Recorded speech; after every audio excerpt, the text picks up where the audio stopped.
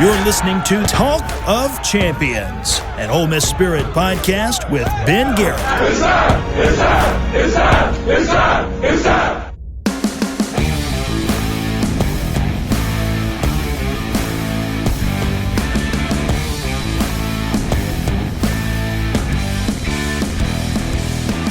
Hello again, friends, and welcome inside an all-new edition of Talk of Champions. I'm Ben Garrett at Spirit Ben on Twitter.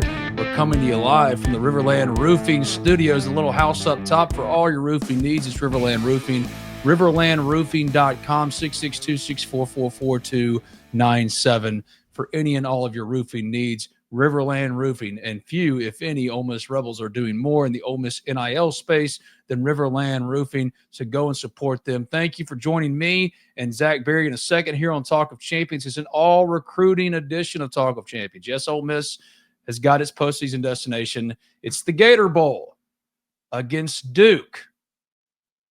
We'll talk about that a little bit, I suppose, but more than anything, when I bring Zach Berry into the Talk of Champions RiverLand Roofing Studios, we talk about some recruiting. So I'll bring him to the stage now. Hey, my friend, how you doing? What's up, buddy? How we doing? Good, man. How are you? What are you up to? What do you think of the Gator Bowl draw?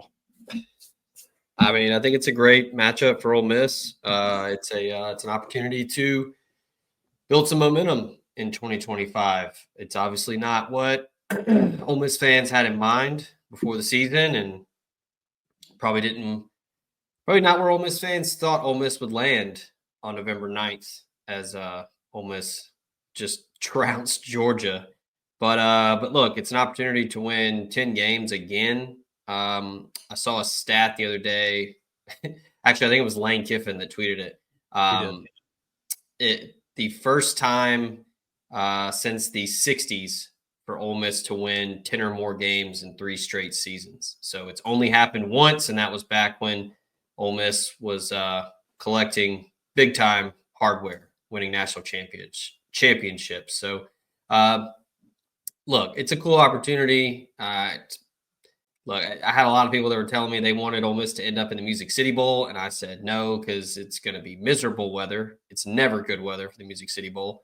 So, yeah, you're going to be down in Florida. It'll be nice, and honestly, it'll be a fun matchup because it's 2 front sevens that are very good at creating pressure and getting after quarterbacks and running backs. So yeah, you know, a little chance for Lane Kiffin to get after an ACC team after he talked all that shit. So it'll be fun. Yeah. Well, it is an intriguing matchup, but it's a disappointment for Ole Miss fans. Obviously, the college football playoff was the expectation, and going into the year, we all said it. They said it. If they didn't make the playoff, that should be considered a failure. So, in the broader context of what this season was, disappointment, failure, whatever you want to call it, it wasn't what it was supposed to be. And you look at the college football playoff field, and it makes it that much more frustrating, I think, especially when you consider Ole Miss had a stronger resume than a number of teams in the field. Alabama did too. There's going to be some overhauling, I think, of the college football playoff. I hope that the number stays at 12. I fear that it won't. Because I don't think that the number is what's wrong. I think it's how the committee and how college football in general goes about picking its postseason teams that's really the issue. Go back to computers. Give a crap about strength of schedule. Give a crap about quality of opponent. Just like in basketball, they care about close wins, quality wins, and also quality and close losses. Not all wins are the same, but this committee would lead you to believe that, yes, all wins are created the same because an SMU has no top 25 wins, is in the field as an 11 seed. And Greg Sankey, man, he's under a little bit of fire on this Monday because only 3 SEC teams get in. And more than that, the TV rights deals, other things. For the first time, I think, since he's become commissioner, Greg Sankey's having to answer some tough questions. Yeah, Texas also no top 25 wins. It's in my opinion, I think the first round buys, I think that's dumb. Yeah. Automatic bids are dumb too while we're at it. Yeah, like Boise at 4 was pretty shocking. Honestly, with the current structure and how everyone kind of figured the committee would pick the teams, it wasn't very shocking. I thought that Alabama would get in over SMU just because it's Alabama. I mean, if we're being honest. Nick Saban is employed by ESPN. I thought that he would pull one more string, but good for the committee to, I guess you could say, stand up to Alabama. But I don't know. You mentioned the computer and how college basketball does it, which, first of all, the BCS, that whole system was made for this. The BCS was dumb when it was just 2 teams. Right. That's dumb. But, like, this is perfect for the BCS. Perfect. Also, you mentioned basketball. Like, shout out to my dad on Saturday. He had a great idea. And it's kind of folds into what you were talking about with basketball. Just divide all the teams up throughout the year into 4 tiers or 4 quads. And then each win or each loss, you're deducted points. And then you just look at the end of the year, who has the most points out of the top 12. There you go. Just give a crap about strength of schedule. Give a crap about overall body of work and resume. A team with a strength of schedule in the 80s shouldn't be in the college football playoff. And of the 10 toughest schedules in college football, the top 5 reside in the SEC and 8 of the top 10. So for only 3 SEC teams to be in, it's an indictment on Greg Sankey and also the process writ large. ACC only had only 4 teams in the top 25 in strength of schedule. The SEC had 13. So what actually needs to be considered is full body of work. Ole Miss would race SMU. Ole Miss would race any number of teams in this playoff. Yeah, pick your team. But it's unfortunate. The reality is Ole Miss is going to the Gator Bowl. The excitement is not going to be there like it would typically be in old Ole Miss seasons to go to the Gator Bowl because, again, the playoff was the overall goal. So now you go into the offseason hoping to build out, again, another playoff contender. You got enough returning pieces to feel confident or hopeful about it. And the transfer portal is popping off today. You and I are going to go back and forth here. 3 names that we want to talk about. I'll give you your first. You have the stage first. Which is the first name that on this Monday, December 9th, 2024, you're most paying attention to? Transfer names. It can be a guy who left Ole Miss or a guy that could be a real option for Ole Miss. Who's your first guy? Let's go right off the bat here. Little self-promotion for the Ole Miss Spirit. Billy Embody broke the news that Ole Miss will be hosting former 5-star edge Deshaun Womack. He was at LSU. Ole Miss really wanted him from the jump out of high school, hosted him for an official visit. He loved it, ultimately chose LSU. I know that Billy was reporting a lot of really good things about Deshaun Womack. He has a great relationship with Randall Joyner and was really high on Lane Kiffin throughout his high school recruitment. And, back then when Ole Miss had Chris Partridge on the staff, there was obviously that connection to the Northeast, but it still remains a definite option for Womack now that Randall Joyner is obviously still there. And then Pete Golding, Alabama recruited him when he was coming out of high school. So plenty of links to Ole Miss for Deshaun, and I like that one. Getting him on campus quickly is big here. Ben, we talk about it all the time on these shows throughout the process of the portal these last couple cycles. This is not high school recruiting. This is not a slow burn. Like, this is an instant gratification type recruitment where it's like, all right, I like you, you like me. What's the NIL deal? What can you give me? Cool. All right, let's do it. Or no, I'm going to keep looking. So things are going to move very quickly. And I like this one here. Obviously, the stats don't jump off the page at you. But look, Ole Miss has had success with guys like this, right? Where, TJ Daughtery didn't have a ton of, things that jumped out to you from his box score when he was at Clemson. And you look at him now, and he's probably one of the more important pieces to this defense moving into 2025.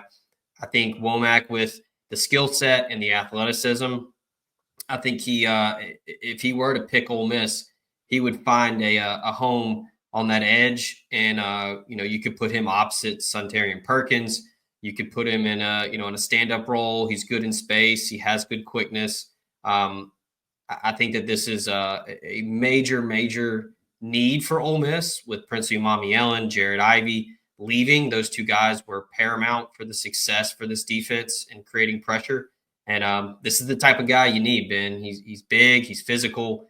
You got to stay big and physical up front in the SEC. And I think this is a hell of a get if Ole Miss can pull it off. So big first visitor for Ole Miss.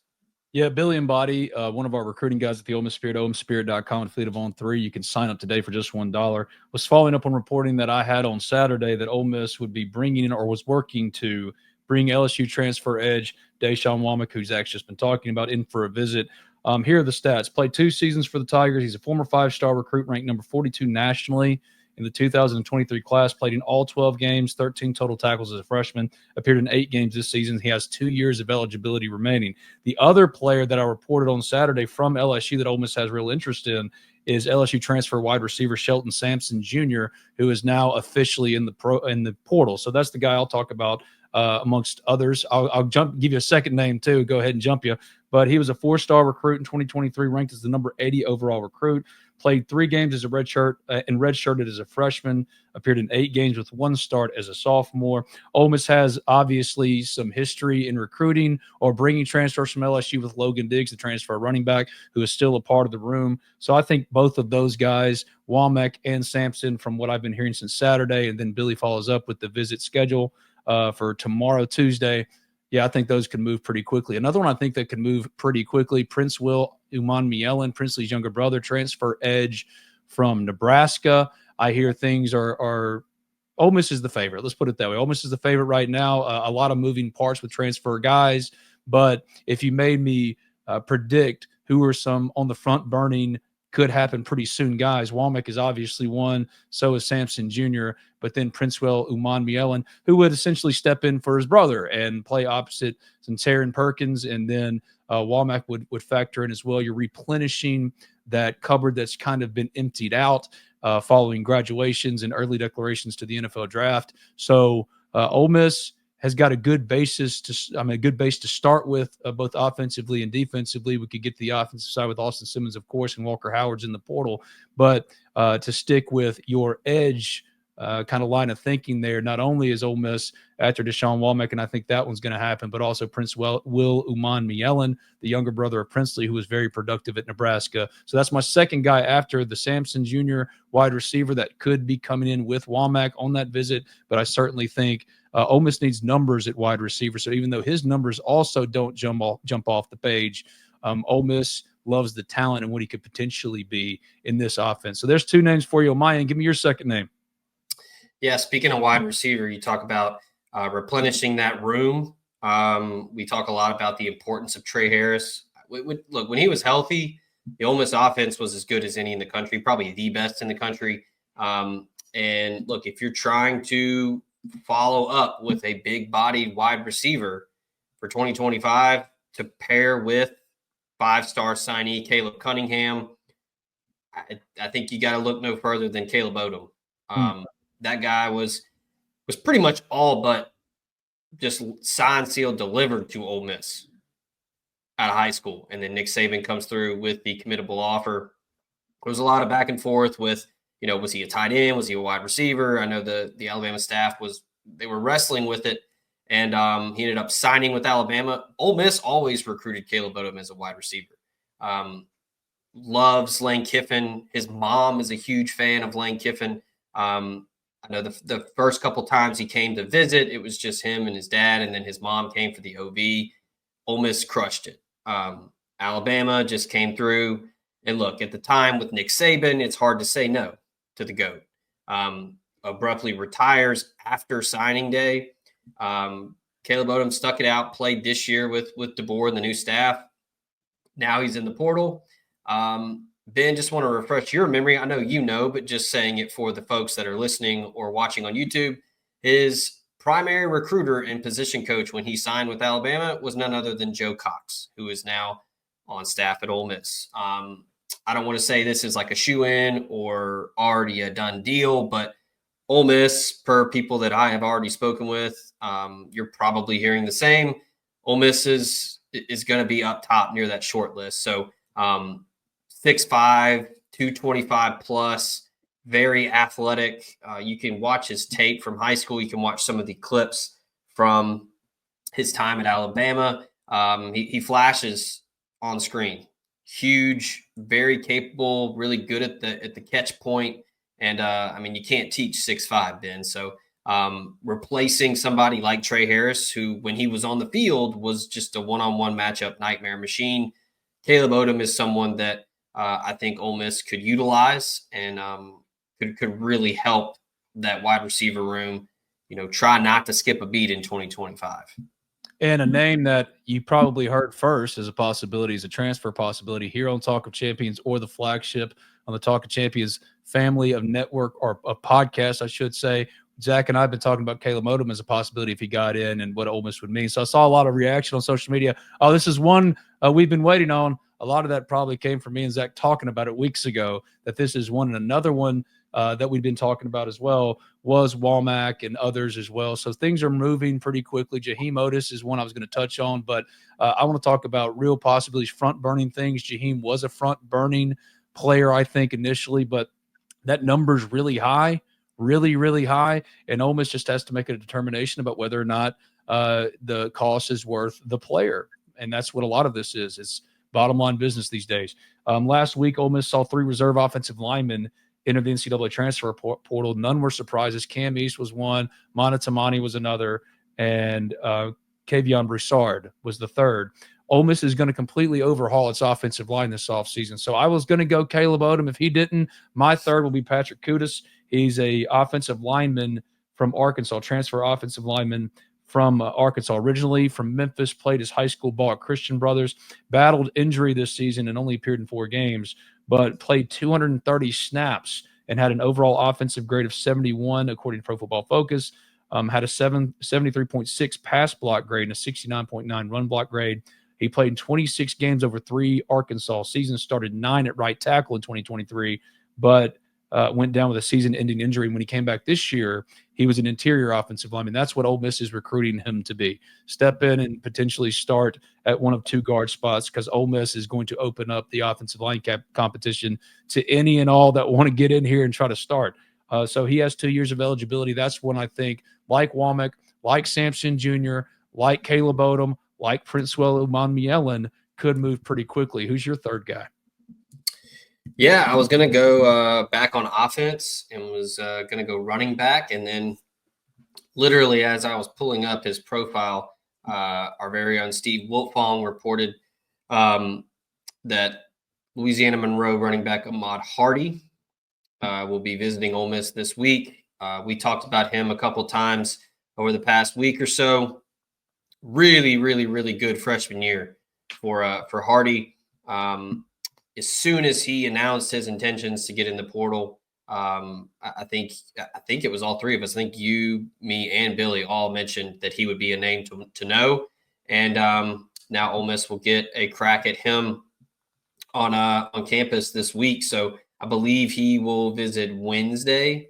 But yeah, Ole Miss needs running backs, Ben. There's no doubt about that.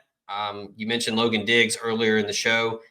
How's he going to be in 2025? He's coming off 2 knee surgeries. I mean, he was a really dynamic player when he was at Notre Dame, and then he had the knee injury where he had to have 2 surgeries. So how explosive will he be? How dependent can you be on Logan Diggs for an every down back? And we also know that Ole Miss likes to play multiple running backs. So they're going to try to add.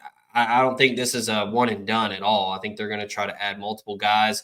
And then we can't forget about 4-star signee Shakai Mills-Knight. I think he's going to play a lot in 2025. I know the staff is ecstatic about him. And I think that we could see, kind of a Quinshon Judkins freshman year type impact from him. I think he's that good. And then people that actually scout and evaluate people and do that for a living think so as well. Yeah, I think that this one makes a lot of sense, and I think Ole Miss is going to be probably one of the top options for Hardy. Again, getting him on campus quickly. But yeah, this is a guy that ran for over 1,300 yards and 13 touchdowns as a freshman. So, step up, going from ULM to the SEC. but obviously Ole Miss thinks that he can play. And he told Steve Wiltfong, he said, quote, "They need a running back and I'm coming to play."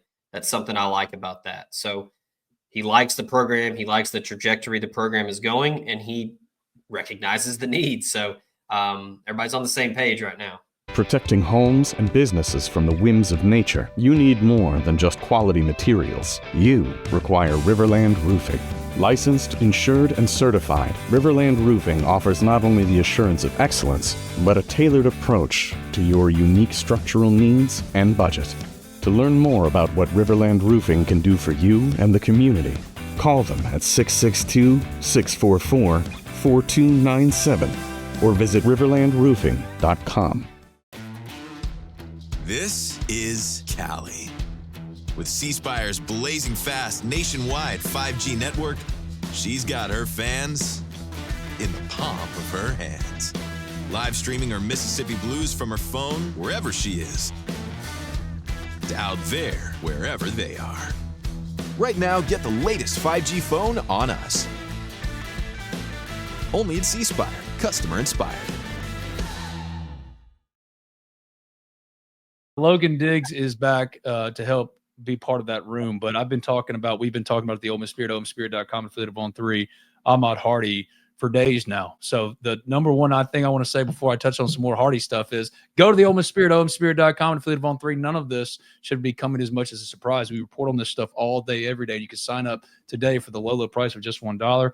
In my report on Womack and Sampson Jr., I also had a note about Ahmad Hardy because, yes, this is another one, a good final one to touch on that Ole Miss is hot after. He is originally from Monticello, Mississippi. He was number 10 in the country in rushing yards as a freshman this season.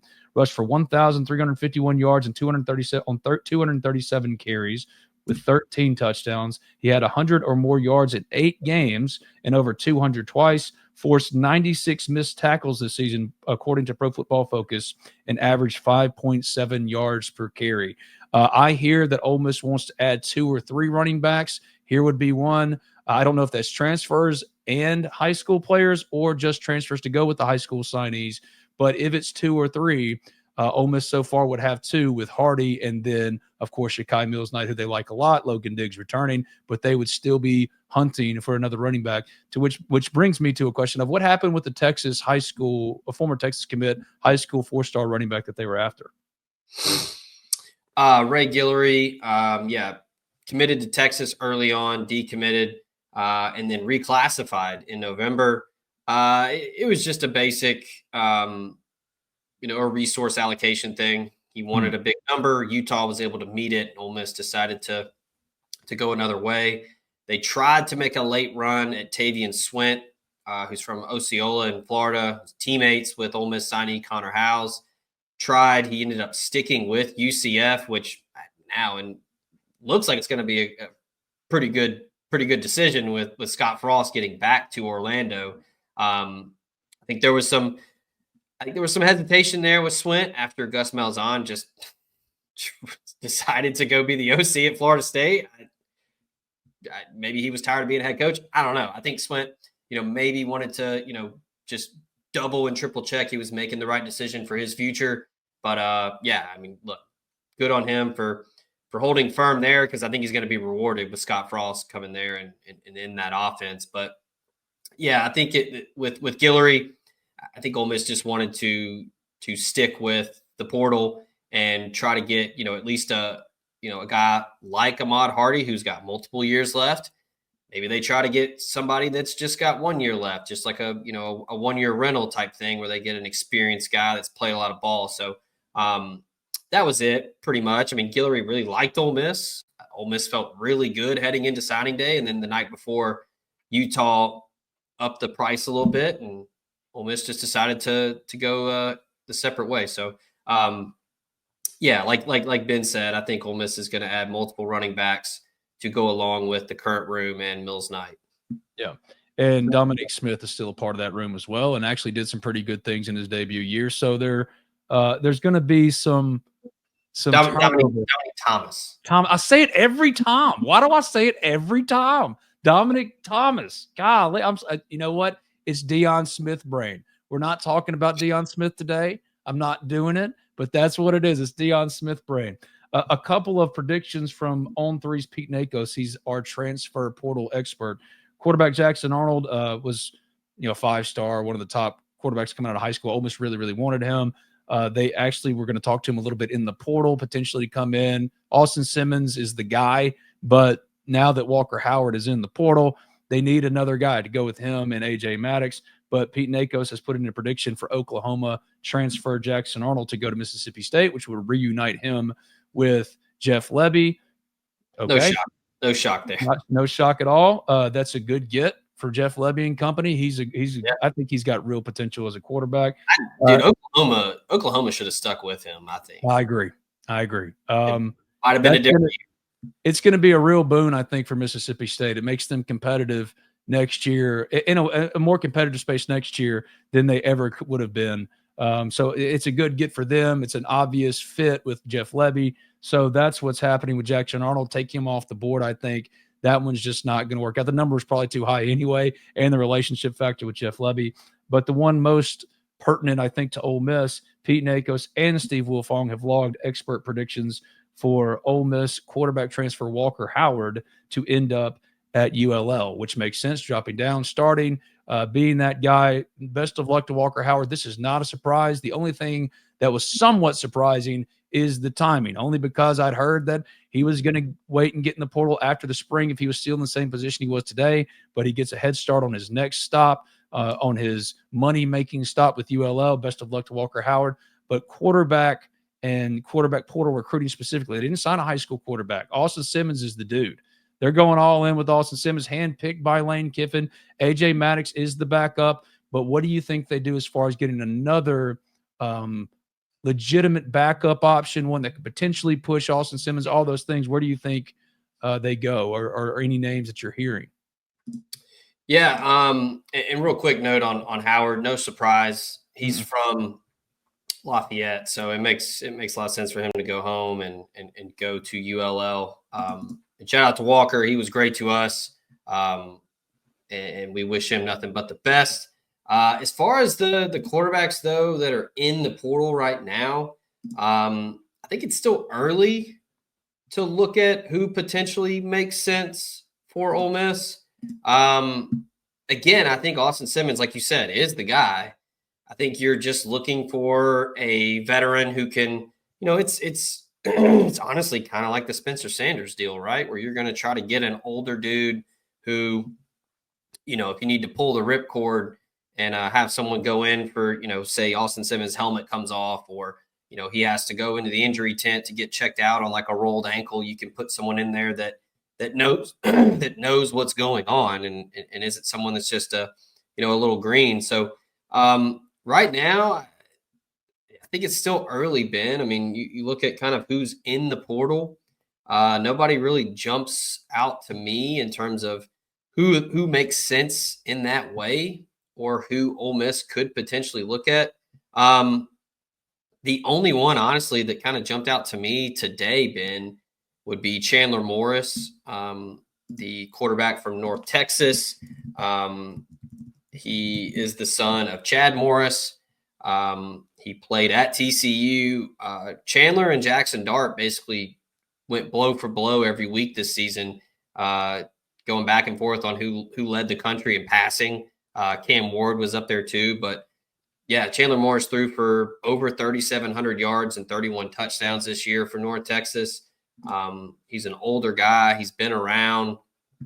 I think this would be one that it could potentially make sense. But what's Chandler Morris's mindset here? Is he looking to go do one last hurrah and play somewhere, or is this potentially one where he is maybe setting something up for his future, and maybe he wants to get into coaching like his father? So makes a lot of sense. If you want to go learn about how to coach, go play for Lane Kiffin and learn under him and Joe Judge and Charlie Weiss Jr. So, I'm not making any assumptions or any predictions, but you're looking at the NFL. I don't really know if that's in the cards for Chandler Morris, or if that's his ultimate goal. But yeah, I mean, could make sense for him to play his, last couple years or maybe 1 year at Ole Miss and learn under Lane Kiffin and maybe be a GA or, just take that experience and go be a GA somewhere else. So, yeah, really decorated quarterback coming out of Highland Park, a really good program in Texas. And then, yeah, played 3 years at TCU and then this past year at North Texas where he really lit it up. So, not as big as Spencer Sanders, so it's not going to be like a guy you bring in on a third down or whatever. Because Chandler Morris is he's listed at 6 foot. I don't know if he's 6 foot, but yeah.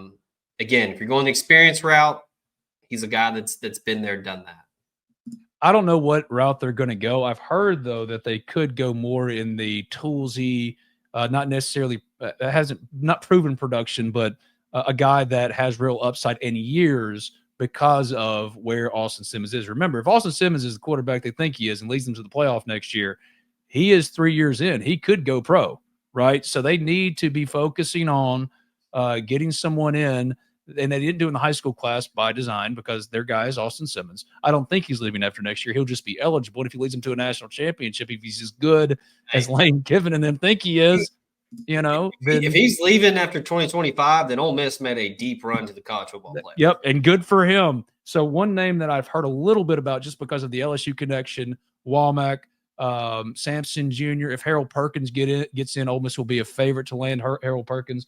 But where is it? Ricky Collins, redshirt freshman that transferred out of LSU, was a reserve. Very toolsy, former 4-star prospect, 6'2", 182. Yeah, he comes in and competes with Austin Simmons, but it's not really a threat. And he's a developmental, guy that they could potentially, unless he drops down a level, a developmental piece to compete with AJ Maddox, to push Austin a little bit. They have to get more depth, of course, but also raw potential in the room, because after Austin Simmons, who's got everything they want, it's just AJ Maddox now with Walker Howard leaving. Again, no surprise, but how they attack that will be interesting to see. Zach's talking about veterans. I've heard toolsy. We'll see where they go. But right now, I think quarterback is as far back on the back burner as any other position, mainly because they've got needs at wide receiver. Even though Nareel White, we keep forgetting to bring him up. Nareel White, I think, is a big deal for next year. I think he can really play for Ole Miss in the wide receiver room. But Caden Lee, Aiden Williams, as far as we know, because Aiden hadn't gotten into the portal, he might, but he was like the number one name I'd been hearing too. He's not gotten in so far. There are some names, but the only proven is Caden Lee. So just like Ole Miss will be going out and attacking wide receiver recruiting and offensive line recruiting, quarterback will take a back seat. And because they have their guy, it'll be interesting to see which direction that they do indeed decide to go. As far as where Ole Miss really needs to hit, in your opinion, before we get out of here, where are the positions? I mentioned wide receiver, offensive line is obvious, but what is like the sneaky position where Ole Miss really needs to have a good portal? I think the two positions are going to be on defense for me.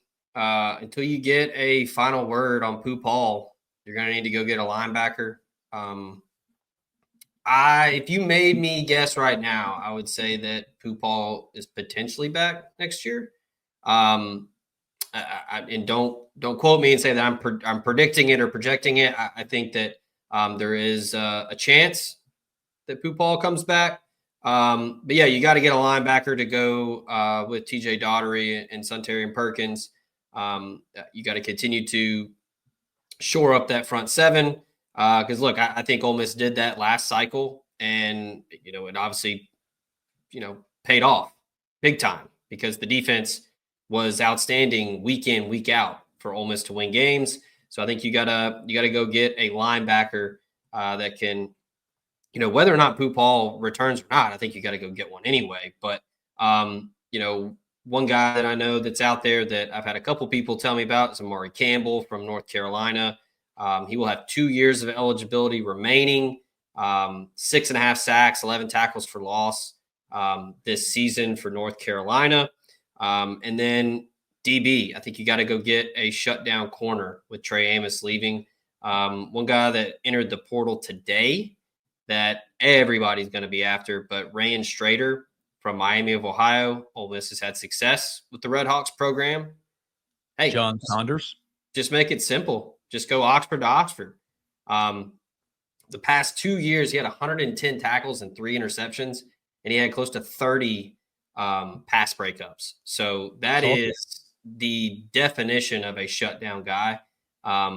So I think that will be a name to keep an eye on at the cornerback position. Also, we've mentioned him several times over the past 3 or 4 days. I lose track of time with signing day. It all just kind of just rolls into one. Jalen Braxton from Arkansas is a corner. I've heard his name from like 6 different people as someone that Ole Miss is looking at. So I think they're talking to him. They're absolutely talking to him.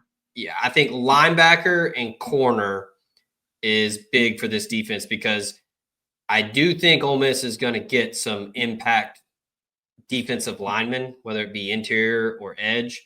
And I think that the sophomore group, Ben, we've talked about them a lot. The Cam Franklins, the Jan Browns, the William Eccles, the Cam Beavers, those guys, that sophomore group, I know that Randall Joyner's really excited about them. So if you can add 2 to 3 pieces up front, that's going to really strengthen that room. I think you got to continue to do that at linebacker and corner because, look, we all saw what happened with Tyler Lockhart on signing day. Linebackers are starting to get up to that echelon, that tier 1 for price out of high school. So they're harder to get. Everybody needs them. Everybody wants them. So I think getting somebody like an Amari Campbell out of the portal to pair up with TJ Daughtery and Sunterry Perkins, 2 guys that I think are all SEC, all American caliber dudes. And then, go get you a shutdown corner. I think those are the 2 spots for me, Ben. Braxton was potentially going to be one of my 3. I instead went with Patrick Kutas because I'm trying to go with guys that I feel like Ole Miss is closest with. Number 1 would be Womack. I think that happens pretty quick. But Keanu Koht from Alabama, the linebacker that is coming in for a visit, that one is another one I think can move quickly, address that critical need of linebackers. Keanu Koht, he's a transfer from Alabama, step in, starting potentially right beside TJ Daughtery. That's another one. But as far as the ones I think that are closest, we've kind of laid that out with our 3 apiece. You had something you wanted to tell me? On me? Well, you mentioned Kutas, and you reported that over the weekend. He's from Memphis, so right down the road. He does have a connection to Ole Miss. And, I think Ole Miss is down the road with him right now. And a really good interior piece to add. I think that's crucial. And look, we talked about it on our show last week when Billy and I were talking about signing day and flipping Connor House from Arkansas. Look, if you're looking to get an offensive lineman, if it's somebody that Sam Pittman recruited, I mean, that's a stamp of approval that you want, right? I mean, that guy knows offensive line. He coached some of the best offensive lines in college football at Georgia before he took the job at Arkansas. So I think that's a guy that you need to – because, look, Ole Miss struggled to run the football this year. Just couldn't do it. Now, you had all the bullshit at running back, and we're not going to get into that, but then just injuries up front with the offensive line, it really hindered that group. There was just no cohesion. They shuffled guys around because guys were just banged up. You get somebody like Kutas that has played in the SEC and is a guy that can be a road grader for you. I think that's crucial. And I know Sam Pittman was a huge fan of Kutas, and they were really trying to do anything they could to keep him there. So if Ole Miss can land him, I think that's a hell of a start for shoring up this offensive line and trying to get back to where Ole Miss was a couple of years ago when they were running the football like a service academy. But as far as linebacker and Chris Pupal, yes, I think Chris would love to come back. I think his draft grade is going to be too high. I think he's going to end up being a top 3 round guy, and it's going to be hard for him to say no. So if you made me guess today, and it could be wrong tomorrow, it could be wrong in the next 15 minutes, I think Chris Pupal is going to declare for the draft, but he hasn't yet. And I know that there is a real pull for him to come back. He really just, of all the transfers, man, you talk about checking every box: production, leadership, give a shit, pick it all. Chris Pupal did more in 1 year than most kids do in 3 or 4. at particular schools. I mean, he made an incredible, indelible impression on Ole Miss. Ole Miss would welcome him back with open arms, and I think he would love that, and he would be the unquestioned leader of the defense. However, at the end of the day, you got to strike while the iron's hot, and right now, as far as his next level potential and grading, that iron is scorching hot. So maybe, but I just want the kid to make the best decision for himself because, again, what an incredible year that he gave Ole Miss at linebacker, the need position of all need positions for eternity, it seemed like. And Chris Poopaw and TJ Dottery did some great things. It's been an all-new edition of Talk of Champions Recruiting Field. We'll be back with another one on Wednesday. I'm Ben Garrett. He's Zach Berry at Zach_Berry on Twitter. I'm at Spirit Ben on Twitter. Check out the Ole Miss Spirit, omspirit.com, and affiliate of On 3. Sign up today for as low as $1 because we talk and write about this stuff all day, every day. If you're only watching on YouTube, this is just a taste of what we do every day. We go far more comprehensive on the Ole Miss Spirit, omspirit.com, affiliate of On 3. And we want you there asking us your questions, contributing to the conversation that is ongoing 247 at the Ole Miss Spirit, omspirit.com. Thanks, our thanks always to RiverLand Roofing, the little house up top, riverlandroofing.com for all your roofing needs, 662-644-4297. And when we're talking about portal players, few are giving more to the Grove Collective and helping bring talent in than RiverLand Roofing. So support them by calling them, going to their website just to address all of your roofing needs, riverlandroofing.com, 662-644-4297. Zachary, I'll see you on Wednesday, man. All right, buddy.